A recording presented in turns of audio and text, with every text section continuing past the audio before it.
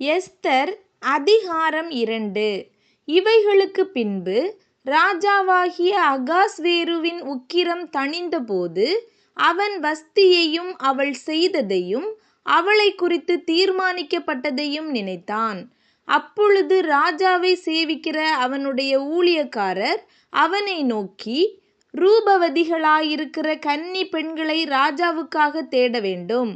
அதற்காக ராஜா தம்முடைய ராஜ்யத்தின் நாடுகளிலெல்லாம் விசாரிப்புக்காரரை வைக்க வேண்டும். இவர்கள் ரூபவதிகளாயிருக்கிற சகல கன்னி பெண்களையும் கூட்டி சூசான் அரமனையில் இருக்கிற கன்னி மாடத்துக்கு அழைத்து வந்து ஸ்திரீகளை காவல் பண்ணுகிற ராஜாவின் பிரதானியாகிய ஏகாயின் வசத்திலே ஒப்புவிக்க வேண்டும். அவர்களுடைய சுத்திகரிப்புக்கு வேண்டியவைகள் அவர்களுக்கு கொடுக்கப்பட வேண்டும். அப்பொழுது ராஜாவின் கண்களுக்கு பிரியமான கன்னி வஸ்திக்கு பதிலாக பட்டத்து ஸ்திரீயாக வேண்டும் என்றார்கள். இந்த வார்த்தை ராஜாவுக்கு நலமாய் தோன்றினபடியால் அப்படியே செய்தான்.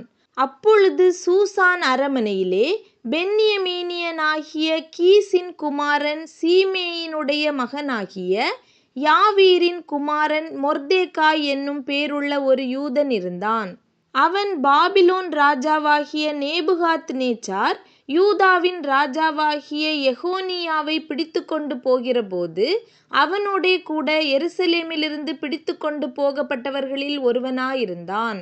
அவன் தன் சிறிய தகப்பன் குமாரத்தியாகிய எஸ்தர் என்னும் அத்சாளை வளர்த்தான். அவளுக்கு தாய் தகப்பன் இல்லை. அந்த பெண் ரூபவதியும் சௌந்தரியமுடையவளுமாயிருந்தாள்.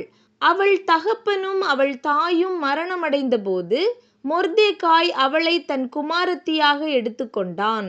ராஜாவின் கட்டளையும் தீர்மானமும் பிரசித்தமாகி அநேகம் பெண்கள் கூட்டப்பட்டு சூசான் அரமனையிலுள்ள ஏகாயின் வசத்தில் ஒப்புவிக்கப்படுகிற போது எஸ்தரும் ராஜாவின் அரமனைக்கு அழைத்து கொண்டு போகப்பட்டு ஸ்திரீகளை காவல் பண்ணுகிற ஏகாயின் வசத்தில் ஒப்புவிக்கப்பட்டாள்.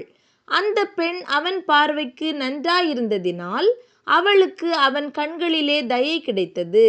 ஆகையால் அவளுடைய சுத்திகரிப்புக்கு வேண்டியவைகளையும் அவளுக்கு தேவையான மற்றவைகளையும் அவளுக்கு கொடுக்கவும் ராஜ அரமனையில் இருக்கிற 7 தாதிமார்களை அவளுக்கு நியமிக்கவும் ஜாக்கிரதைப்பட்டு கன்னி மாடத்தில் சிறந்த ஒரு இடத்திலே அவளையும் அவள் தாதிமார்களையும் வைத்தான்.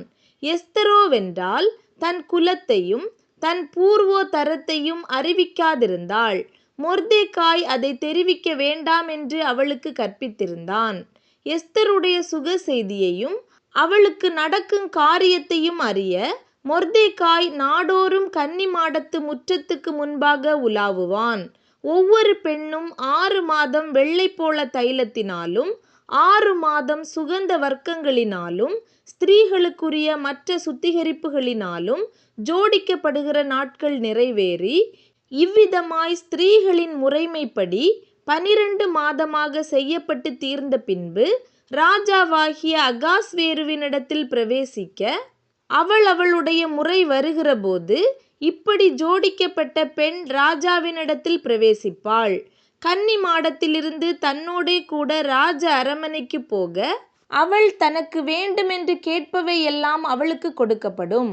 சாயங்காலத்திலே அவள் உள்ளே பிரவேசித்து காலமே அபிமான ஸ்திரீகளை காவல் பண்ணுகிற ராஜாவின் பிரதானியாகிய சாஸ்காசுடைய விசாரிப்புக்குள்ளிருக்கிற ஸ்திரீகளின் 2ஆம் மாடத்துக்கு திரும்பி வருவாள். ராஜா தன்னை விரும்பி பேர் சொல்லி அழைப்பித்தாலொழிய அவள் ஒருபோதும் ராஜாவினிடத்தில் பிரவேசிக்க கூடாது. மொர்தெகாய் தனக்கு குமாரத்தியாய் ஏற்றுக்கொண்டவளும் அவன் சிறிய தகப்பனாகிய அபியாயேலின் குமாரத்தியுமான எஸ்தர் ராஜாவினிடத்தில் பிரவேசிக்கிறதற்கு முறை வந்தபோது அவள் ஸ்திரீகளை காவல் பண்ணுகிற ராஜாவின் பிரதானியாகிய ஏகாய் நியமித்த காரியமே அல்லாமல் வேறொன்றும் கேட்கவில்லை. எஸ்தருக்கு தன்னை காண்கிற எல்லார் கண்களிலும் தயை கிடைத்தது. அப்படியே எஸ்தர் ராஜாவாகிய அகாஸ்வேரு அரசாளுகிற 7ஆம் வருஷம் தேபேத் மாதமாகிய 10ஆம் மாதத்திலே ராஜாவினிடத்தில் அரமனைக்கு அழைத்து கொண்டு போகப்பட்டாள். ராஜா சகல ஸ்திரீகளை பார்க்கிலும் எஸ்தர் மேல் அன்பு வைத்தான். சகல கன்னிகைகளை பார்க்கிலும் அவளுக்கு அவன் சமூகத்தில் அதிக தயையும் பட்சமும் கிடைத்தது.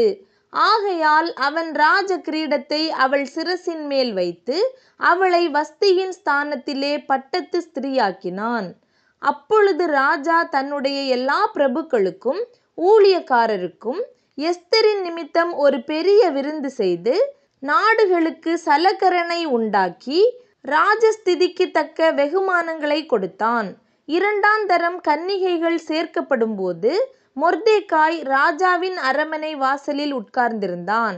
எஸ்தர் மொர்தேகாய் தனக்கு கற்பித்தபடி தன் பூர்வோத்தரத்தையும் தன் குலத்தையும் தெரிவிக்காதிருந்தாள். எஸ்தர் மொர்தேகாய் இடத்திலே வளரும்போது அவன் சொற்கேட்டு நடந்தது போல இப்பொழுதும் அவன் சொற்கேட்டு நடந்து வந்தாள். அந்நாட்களில் மொர்தேகாய் ராஜாவின் அரமனை வாசலில் உட்கார்ந்திருக்கிற போது வாசல் காக்கிற ராஜாவின் 2 பிரதானிகளாகிய பிக்தானும் தேரேசும் வர்மம் வைத்து ராஜாவாகிய அகாஸ்வேருவின் மேல் கை போட வகை தேடினார்கள். இந்த காரியம் மொர்தேகாய்க்கு தெரிய வந்ததினால் அவன் அதை ராஜாத்தியாகிய எஸ்தருக்கு அறிவித்தான். எஸ்தர் மொர்தேகாயின் பேரால் அதை ராஜாவுக்கு சொன்னாள். அந்த காரியம் விசாரிக்கப்படுகிற போது அது மெய் என்று காணப்பட்டது. ஆகையால் அவர்கள் இருவரும் மரத்திலே தூக்கி போடப்பட்டார்கள். இது ராஜ சமூகத்திலே நாளாகம புஸ்தகத்திலே எழுதப்பட்டிருக்கிறது.